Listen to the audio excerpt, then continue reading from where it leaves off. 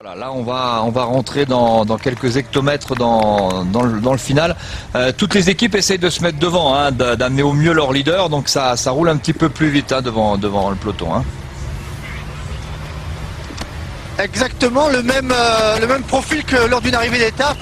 Chaque équipe essaie de placer son sprinter, et bien là chaque équipe essaie d'amener son grimpeur, parce qu'on va bien assister à une course de côte avec les HTC colombiens qui sont montés maintenant, les Lamprey qui emmènent le peloton. Hein. On roule vite, on roule à 40 à l'heure, près de 40 à l'heure, alors qu'on est en côte avec toujours ce vent défavorable. Voilà, tout le monde est placé, il y a des coureurs de G2R la mondiale qui sont là. On emmène ce peloton et on va disputer la victoire finale. Je crois que ça sera très très difficile pour Pate et son compagnon d'échapper. Maintenant, on va s'expliquer entre costauds sur la montée de Risoul. Et les hommes de tête, ils sont, en ce qui concerne Stéphane De Nijffel et Danny Pett. Un dernier mot sur Danny Pett que vous voyez là ici, c'est sa roue arrière. Qui a suivi Papa, qui avait été aux États-Unis un coureur de 3e catégorie. Il a petite particularité, anecdote, il a été 2 ans où il a couru avec un sponsor personnel. C'était chez lui là-bas aux États-Unis. Et c'est un garçon qui a l'habitude de se retrouver avec ses amis à Hawaï. Parfois c'est pas un mauvais choix. Hein. Un grand amateur de voitures, de vitesse, et dont la passion est de restaurer les voitures anciennes. Et là on est dans le vif du sujet. Hein. Dès le début c'est assez difficile. Le début est difficile, le milieu, et après pour finir c'est un petit peu moins dur. Oui, il y a une première rampe qui est à la sortie de Guillestre, dès que les coureurs vont tourner sur la droite. Pour les 2 hommes de tête, c'est le vif du sujet, ils y sont en plein. Il y a une première rampe qui est sévère, pas très longue. Ensuite, ça s'adoucit un petit peu, on passe à une moyenne de 6%, 6,5%. Et puis on repart sur des pourcentages de l'ordre de 7,5-8%. Et c'est régulier jusqu'au sommet. Une longue montée avec 7 virages en épingle, pas facile en voiture, faut rétrograder. Parfois, on est même obligé de les prendre en première. C'est un peu moins compliqué, enfin c'est un peu moins compliqué. C'est moins difficile en vélo, mais bon. Faut les monter, on aperçoit un peloton qui commence à s'étirer. Ce sont les Sky qui ont repris le manche, comme l'on dit, avec le maillot vert de Geraint Thomas. C'est un sprinter, va donc faire le boulot en début, hein, d'ascension. Oui, il sait peut-être tout faire, ce garçon. Hein. En tout cas, eux, les voilà. Ils ont tourné à droite, le petit pont, et ils vont passer devant le panneau. Il est là. 12 km 800 et 2,18 seulement. Les cars font à une vitesse, c'est impressionnant. Et Danny Pett lâché, ça y est, c'est fait. Le coureur américain laisse s'envoler Stéphane De Nijffel. On sait que l'Autrichien est un très bon rouleur, on l'a dit. C'est un coureur qui monte les bosses aussi, hein, qui les grimpe bien. Maintenant, c'est quand même une sacrée bosse ici. Devant le peloton, Laurent Belay. Ouais, peloton emmené par les coureurs de Sky, peut-être pour Boissonhagen. Ça va vite, le régulateur là qui fait avancer les motos photographes, parce que ça va vite avec Brajkovic bien placé également Christophe Lemaivel dans les premières places du peloton. Voilà, c'est une première rampe qu'on aborde avec beaucoup de force dans le peloton, beaucoup de vitesse, tout le monde est aux avant-postes, et maintenant il y a la sélection qui s'effectue par l'arrière. Oui, il y a dans cette équipe Sky un très bon grimpeur, hein, qui est John Lee Augustin, et puis on pourra peut-être tout à l'heure voir Sylvain Calzati à son avantage, alors que De Nijffel est en train de monter, lui qui avait pour exemple en Autriche Peter Luttenberger. Ça vous rappelle quelque chose? Oui, j'ai connu Peter Luttenberger, qui était un excellent grimpeur et qui a arrêté le vélo il n'y a pas si longtemps d'ailleurs. On a aperçu Pierre Federigo sur la gauche qui vient se replacer. Reino Taramae aussi, hein, pour les Cofidis. Il n'a pas le maillot rouge parce que c'est le champion d'Estonie, mais voilà quelqu'un qui peut aujourd'hui briller. Hein. Les HTC bien placés aussi. HTC Columbia, maillot jaune et noir, habituellement facile à reconnaître lors des sprints avec Mark Cavendish, l'enfant terrible du cyclisme. Et il doit quand même faire très chaud. Hein. Sur le vélo, on doit avoir une autre perception encore de la chaleur, puisque bon nombre, hein, c'est quand même assez impressionnant, bon nombre de coureurs ont ouvert le maillot complètement.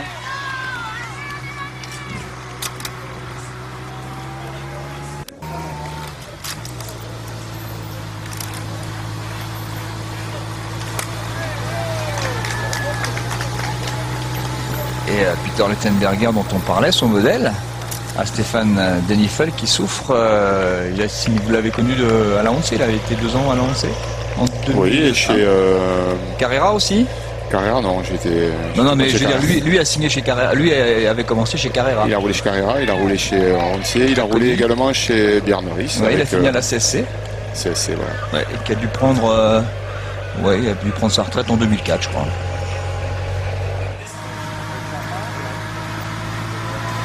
Voilà, 10 km, 2 minutes. Après une si longue échappée, c'est mission impossible pour le coureur autrichien, mais c'est bien. Et alors, a fait un bon numéro. Et c'est vrai, il confirme toute l'envie de cette équipe Cervélo. Là, en fait, Denifel est en train de donner le maximum, mais on est encore loin du sommet. Alors, l'écart pour l'instant est stabilisé, il résiste très très bien. On a vu un coup de pédale plutôt efficace de sa part, avec une bonne fréquence de pédalage, mais voilà, la grande inconnue, c'est de savoir s'il a la capacité de tenir jusqu'au bout à ce rythme-là, compte tenu des grimaces qu'il est déjà en train de nous adresser via la caméra. Je pense pas. Je pense qu'il est déjà au maximum et que tout à l'heure il aura attaque de Laurent Lefebvre. Laurent Belay, un autre Laurent vient de sortir du peloton. Attaque de Laurent Lefebvre. Attaque de Laurent Lefebvre, le coureur de Bouygues qui s'était replacé. Une accélération sur la droite de la route. Il est pris en chasse par un coureur de la Liquigas. C'est sur 1 km. Le pourcentage n'est pas très très élevé, du 5%. Le peloton qui roulait à plus de 35 km/h. Et Laurent Lefebvre qui a attaqué. Il possède maintenant une cinquantaine de mètres, 60 mètres d'avance sur le peloton, avec Laurent Lefebvre qui tire un braquet assez important. Et pour l'instant, eh bien, 2 hommes en tête. Le peloton qui se réduit considérablement. Un seul homme en tête, hein. Je vous le rappelle, parce qu'il y a toujours Stéphane Denifel devant. Il a encore 2,03 d'avance, mais c'est vrai que si on attaque derrière lui, eh bien, il ne restera peut-être pas longtemps en tête. En plus, ça bouge dans le peloton avec les quick step.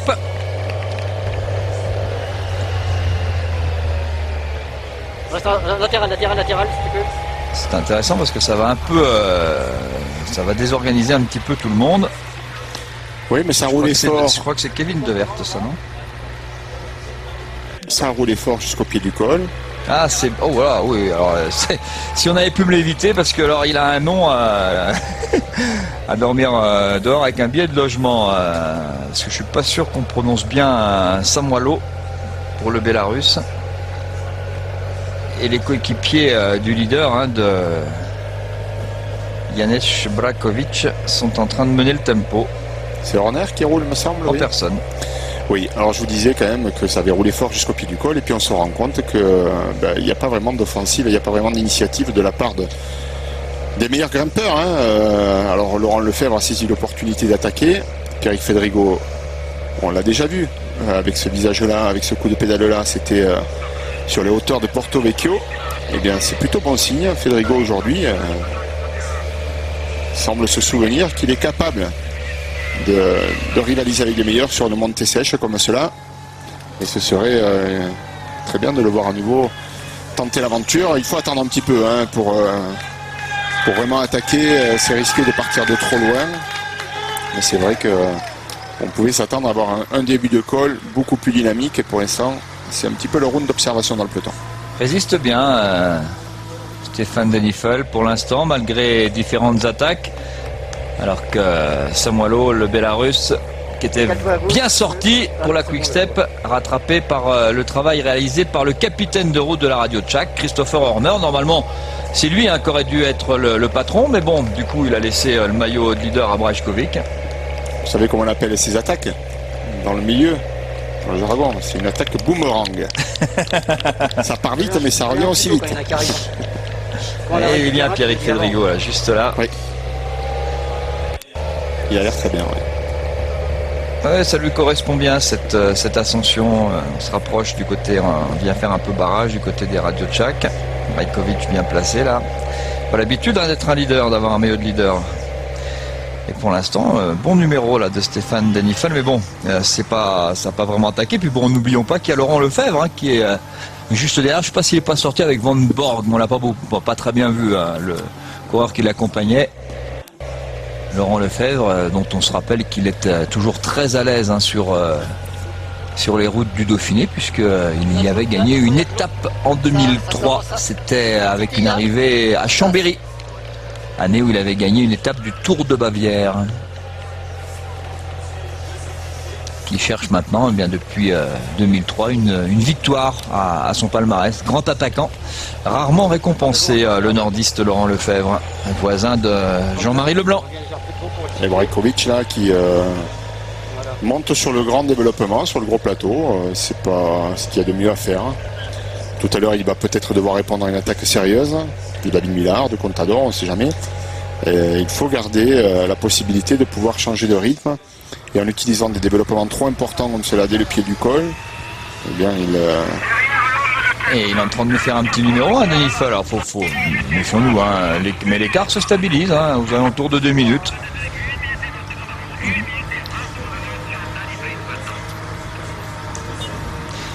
Laurent Belay, vous êtes resté devant le peloton ou vous avez accompagné Laurent Lefebvre?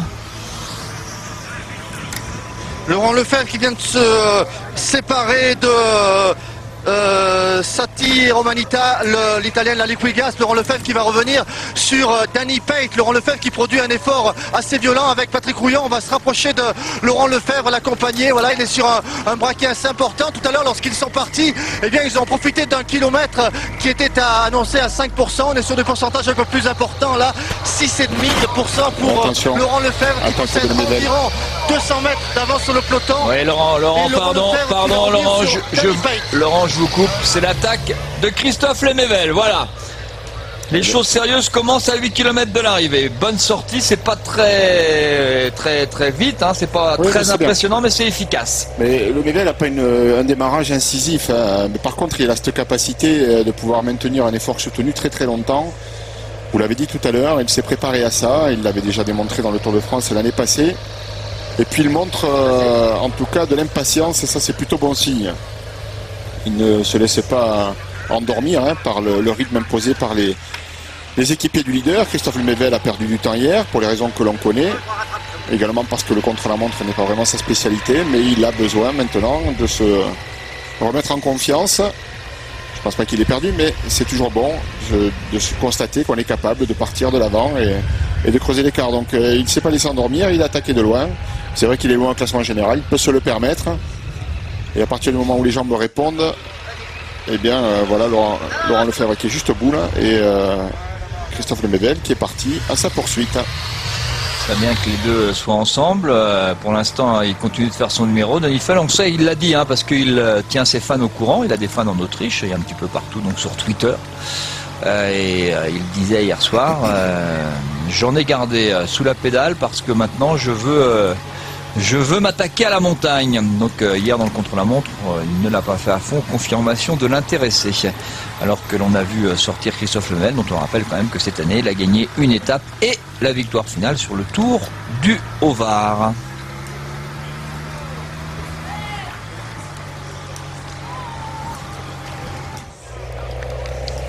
Oui, il n'y a pas vraiment de réaction à l'attaque de Christophe Lemével. L'explication, elle est quand même assez simple. Alors c'est Amel Moinard cette fois qui a compris également que les équipiers du maillot jaune allaient simplement assurer un tempo, un rythme élevé pour éviter d'être attaqués par les plus dangereux. Mais tous ceux qui ont perdu du temps, tous ceux qui sont loin peuvent se permettre d'y aller. Oui, d'accord, de l'équipe Euskatel-Euskadi, mais là il est caché par Amel Moinard. Derrière Christophe. C'est Romain Sicard, il me semble. Derrière Christophe, ouais, c'est les Français qui brillent. Peut-être Romain Sicard, on le voit pas bien. Derrière Christophe Lemével, Laurent Belay. Ouais. Martinez. Et Guy Martinez. Oui, Laurent Mangel derrière Christophe Lemével, le coureur de Sœur Sojason qui est sorti également du peloton. Ça accélère dans le peloton avec Amel Moinard qui est sorti également. Donc la position pour l'instant sur la course. Denis Foll devant avec à 2 minutes Laurent Lefebvre.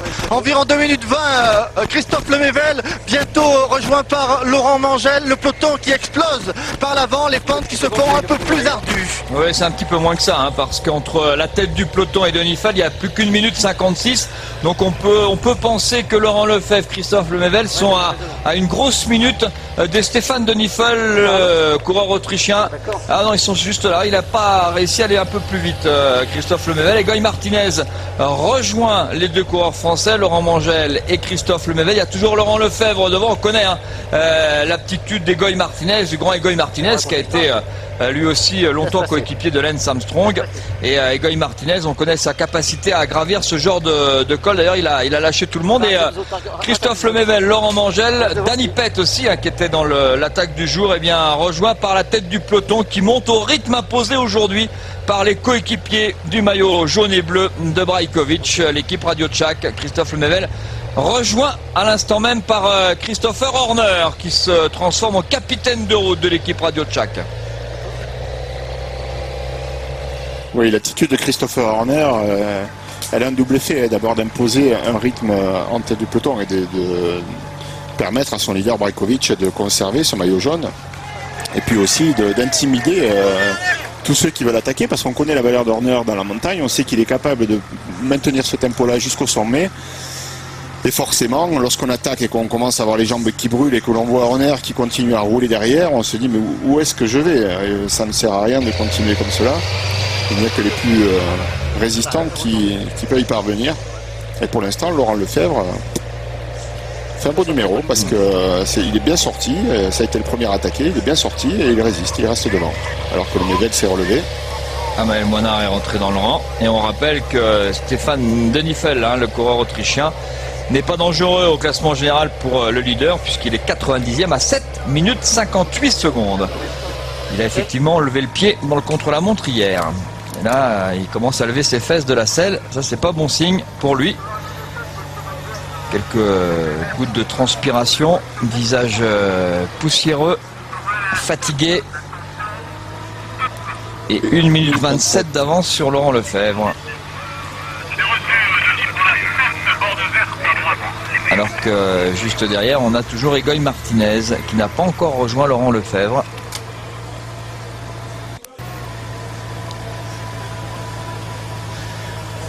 Ça va être long pour Denifel. Il reste plus de 6 km. Ça va être long parce que là, il est vraiment déjà au maximum. Et Laurent Mangel est reparti en tête du peloton. Le grand coureur de l'équipe Sorsojason. Bon coureur Laurent Mangel. Et Egoy Martinez qui coince un peu à son tour, lui aussi. Le coureur espagnol de l'équipe Euskatel Euskadi, dont le leader est, rappelons-le, le champion olympique Samuel Sanchez. Derrière Laurent Lefebvre qui fait un numéro, parce que lui, il est sorti, il n'a toujours pas été rattrapé par la tête du peloton. Eh bien, c'est Laurent Lefebvre, Laurent Belay. Laurent Lefebvre possède 6-7 secondes d'avance sur Egoy Martinez. Le peloton qui est 6-7 secondes derrière. Les écarts ne sont pas faits. Il y avait Mangel qui était devant et Mangel qui va être repris par l'avant du peloton. Voilà, ça commence à boxer dur à l'avant du peloton. On ne creuse pas. Je vous dis 7 secondes pour Lefebvre sur Egoy Martinez. Et derrière le peloton qui est une petite centaine de mètres derrière Egoy Martinez. Devant, un petit peu plus haut, il y a Stéphane Denifel. Mais ça va commencer à se battre de manière un peu plus rude à l'avant du peloton. Oui, mais ils peuvent y aller parce que s'ils veulent la victoire d'étape, il va falloir quand même à un moment donné prendre le risque mais aussi d'exploser. Il va falloir attaquer. Et je crois qu'il y en a un qui est en train d'essayer de sortir là du peloton. Vas-y. Allez, vas-y, merci. Oui, on aimerait savoir qui c'est parce qu'à la vitesse. À la vitesse où il va. Alors, du côté des Katusha, qui est-ce qui grimpe bien? Ça pourrait être qui? Boutsev, Troussov. Vas-y. C'est vas-y. C'est vas-y. Ouais, mais dès que ça accélère en tête du peloton, l'écart diminue 1,37. Bah écoutez, c'est simple. Pour l'équipe Katusha avec son numéro 34, c'est Artem Ovechkin, le coureur russe. Qui, Laurent Belay, n'a rien à voir avec l'un des plus célèbres hockeyeurs sur glace russe. Ah non, rien à voir avec Alexandre Ovechkin. Et puisque vous nous donnez la main sur le hockey, eh bien on peut saluer la performance de Cristobal Huet, qui est devenu cette nuit le premier Français à remporter la prestigieuse Coupe Stanley avec la victoire en supplémentaire des Blackhawks de Chicago sur la glace des Flyers de Philadelphie. Ovechkin qui décroche maintenant Egoy Martinez, le point sur la course de Denifel devant, derrière Laurent Lefebvre qui est maintenant en point de mire pour Ovechkin. Ovechkin qui produit son effort. Il a dépassé et déposé Egoy Martinez, le peloton qui suit à environ une centaine de mètres derrière. Et Ovechkin, il avait quand même un style assez particulier, les mains en bas du guidon. Alors que nous sommes dans une ascension, c'est une position qui est pas très confortable. Il monte du grand plateau, Ovechkin. C'est un tout petit gabarit et il doit avoir un rapport poids-puissance. Ouais, Ovechkin qui un bon rapport poids-puissance, qu'on connaît un petit peu en France parce que... Il monte sur le grand... Il monte sur le grand plateau, Laurent Belay. Oui, merci, pas de souci. Il a remporté le duo normand, champion de Russie du contre-la-montre en 2009. Ovechkin, c'est donc un excellent rouleur qui sait aussi grimper. Il avait terminé 3e des championnats d'Europe Espoir du contre-la-montre en 2008. Et pour ses premières courses parmi l'élite en 2007, il avait gagné 2 étapes sur la course qui s'appelle Way to Pékin, en Chine, bien sûr. Et bon, il fait un numéro, mine de rien. Je ne pensais pas qu'il tiendrait aussi longtemps. Et il va falloir aller le chercher, Denis Foll. Oui, il n'y a pas vraiment la course qu'on pouvait espérer derrière. Nous avons effectué plus de la moitié de l'ascension. Regardez ce peloton, il est quand même encore conséquent. Il y en a même qui s'arrêtent. C'est Horner qui fait. On se demande pourquoi. Horner qui fausse la route, enfin qui fausse les données pour l'instant. C'est lui qui fait le tempo et a priori, il n'y a personne qui veut sortir. On attend, mais il ne faut pas attendre trop longtemps, messieurs. Cherche le grand Johan Van Sommeren qui est là, c'est pas trop sa place. Il y a Maël Moinard qui est bien placé. On ne voit plus Pierrick Fedrigo. Pas d'Alberto Contador. Et Goy Martinez rejoint à l'instant, on s'en doutait, par la tête du peloton. Eh bien, un coureur de l'équipe Euskadi peut en cacher un autre. Verdugo. Oui. Laurent Belay, Verdugo dans vos sacoches. Ovechkin nous on est derrière Laurent Lefebvre. Ovechkin qui à l'instant même recolle à la roue de Laurent Lefebvre. 2 hommes qui possèdent une vingtaine de secondes d'avance, 25 secondes d'avance sur le peloton, avec toujours un coureur escalté. Alors comme on est devant, difficile de vous dire si c'est Goy Martinez ou Verdugo, mais en tous les cas, eh bien, Laurent Lefebvre n'est plus seul à la poursuite de Denis Foll. Il a été repris par Ovechkin. Non, c'est Velasco, il me semble. Le point sur la course à 5 km de l'arrivée ici dans la station de Risoul, la forêt blanche comme l'on dit, avec en tête un Autrichien, Stéphane Denis Foll. Il était dans l'échappée du jour avec l'Américain Danny Pett qu'il a lâché dès les premiers hectomètres de l'ascension finale qui en fait 12 800. Lui, l'ancien champion d'Autriche du contre-la-montre en 2008, vainqueur notamment chez les espoirs du Tour de Thuringe en Allemagne et qui est un jeune plein d'espoir. On l'avait vu cette année sur l'étoile de Bessèges, au Tour de Murcie. 2 victoires pour son palmarès, coureur qui aura 23 ans le 20 septembre prochain et qui nous vient du village de Fultmus en Autriche et qui réussit un sacré numéro parce que l'écart à 5 km de l'arrivée est toujours de 1,35 avec la tête du peloton emmené par Christopher Horner qui joue les capitaines de route pour le maillot de leader jaune et bleu que vous apercevez de son coéquipier, en tout cas dans la radio tchèque, le Slovène Janez Brajkovic. Entre la tête du peloton et l'homme de tête, eh bien, on a un duo pour l'instant avec le Russe Ovechkin et le nordiste Laurent Lefebvre. Et un troisième coureur, un coureur Euskadi qui se balade entre tout ça. Là, il n'y a pas de course. Pierre Roland, ça sort là. Qu'est-ce qui est sorti du côté des Sky? Sylvain Calzati, je crois. Il n'y a pas de course en tête du peloton, un peloton encore très conséquent qui occupe la largeur de la route. On va peut-être assister à un sprint d'ailleurs pour la 2e place. Si Laurent Lefebvre est rejoint. C'est bien Sylvain Calzati qui vient de sortir pour l'équipe Sky.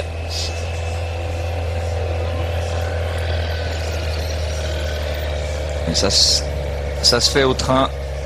4 km 5 de l'arrivée, le point sur la route du Critérium avec Laurent Belay. On laisse passer. Devant toujours Denis Foll, 1 minute 30, 2 hommes Ovechkin et Laurent Lefebvre. À 1,30, 1,40 Velasco et à environ 2 minutes l'avant du peloton. Oui, c'est pas compliqué de comprendre que dans le peloton on temporise, il n'y a pas vraiment de course. Denis Foll tout à l'heure lorsqu'il était avec Danny Pett au pied du col avec 2 minutes et 0,5 d'avance. Il n'a perdu que 30 secondes. Alors certes, il fait un bel effort, mais il ne faut pas oublier qu'il a fait toute l'étape au devant. Tous les coureurs qui sont dans le peloton, là, tous ceux qui sont là, ont fait toute l'étape dans les roues. Et là, pour l'instant, ça continue. Il n'y a guère que Christopher Horner, pour l'instant, qui assure un tempo. Voilà, un trio est à 55 secondes de ce coureur. Mais dans le peloton, eh bien, on ne semble pas du tout s'intéresser à la victoire d'étape. Alors probablement Laurent Lefebvre, accompagné de Ovechkin, en poursuite à 55 secondes, à 4 km de l'arrivée, ceux-là peuvent revenir. Oui, avec Ivan Velasco. Et Velasco. C'est un bon grimpeur, le basque de cette équipe Euskadi. Sylvain Calzati n'a pas réussi à sortir vraiment du peloton. Il va donc être rattrapé par la tête du peloton, emmené désormais toujours par Christopher Horner, maillot grand ouvert. On n'aperçoit pas son leader parce qu'il est calé en 10e position. On n'aperçoit pas Alberto Contador qui pour l'instant se contente de regarder. Pour décider de faire la course aujourd'hui. Taramae n'a pas attaqué, le champion d'Estonie pour les Cofidis. Jürgen Van den Broek dans la route Christopher Horner. Calzati revenu dans le rang, 3e position pour le Team Sky.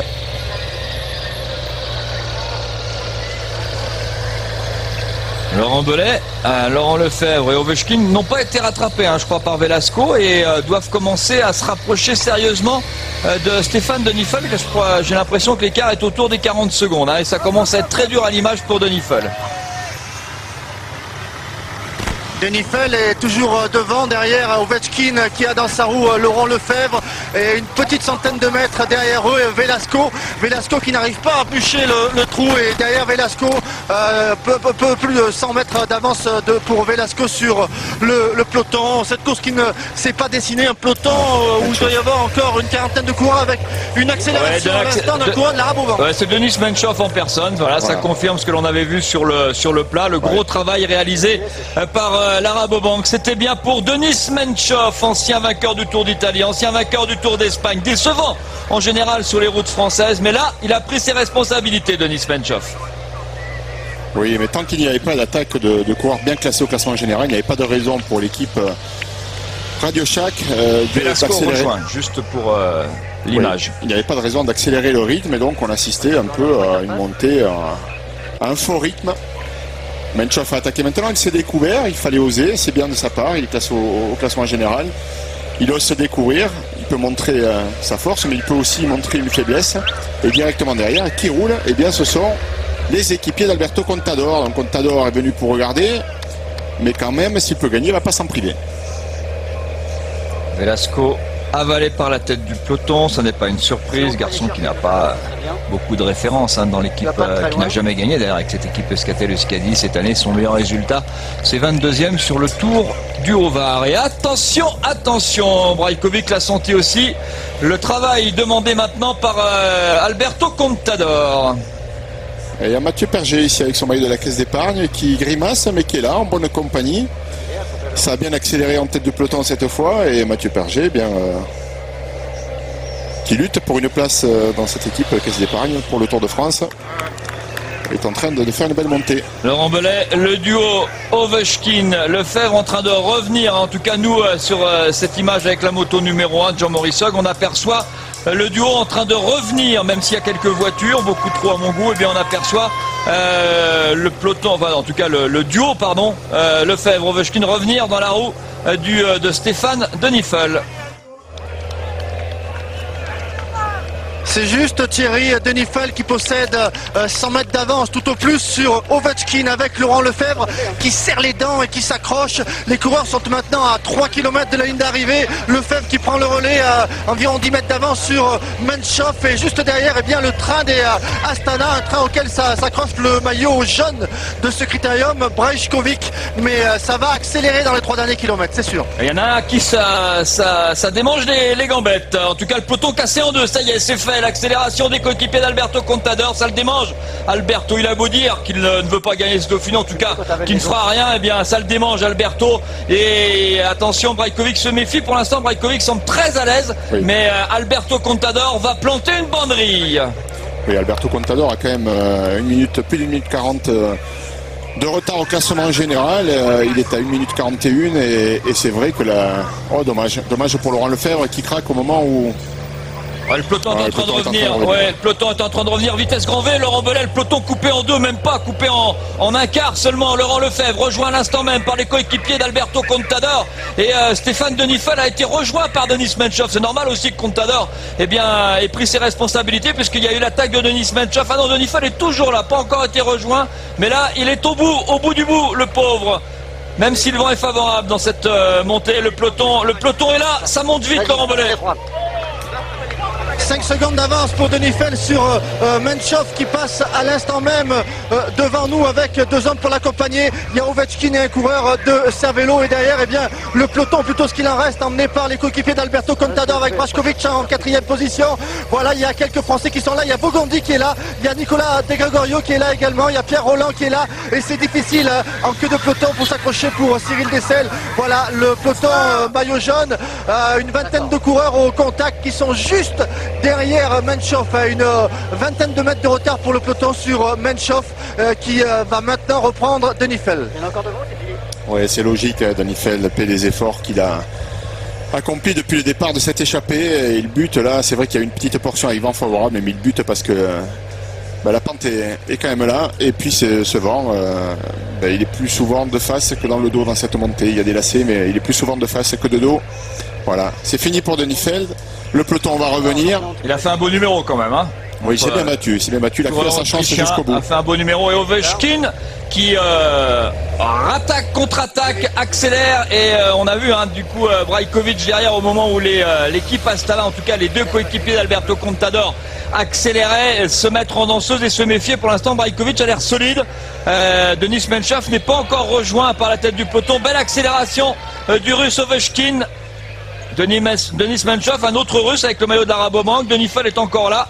Et cette fois, ça y est, Denifel rattrapé, avalé par la tête de ce qui reste du peloton, c'est-à-dire une vingtaine de coureurs seulement.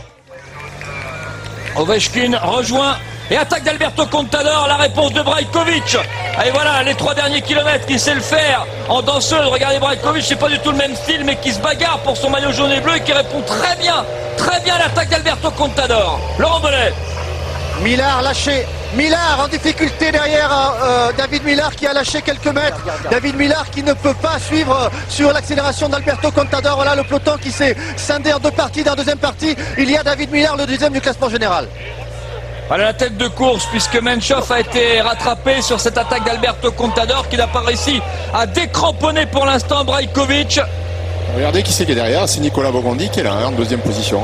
Formidable, ancien champion de France qui a failli ne pas courir cette année. D'abord parce qu'il n'avait plus d'équipe après l'arrêt de l'équipe Agritubel. Ensuite, quand il a été appelé par Jean-René Bernaudot, Nicolas Bogondi a connu quelques soucis lorsqu'il a passé sa visite médicale. Il y a un petit problème de cœur qui battait trop vite, trop fort. Il a été longtemps inquiet, 5 semaines sans courir avant d'avoir enfin le feu vert. Et il est prêt pour...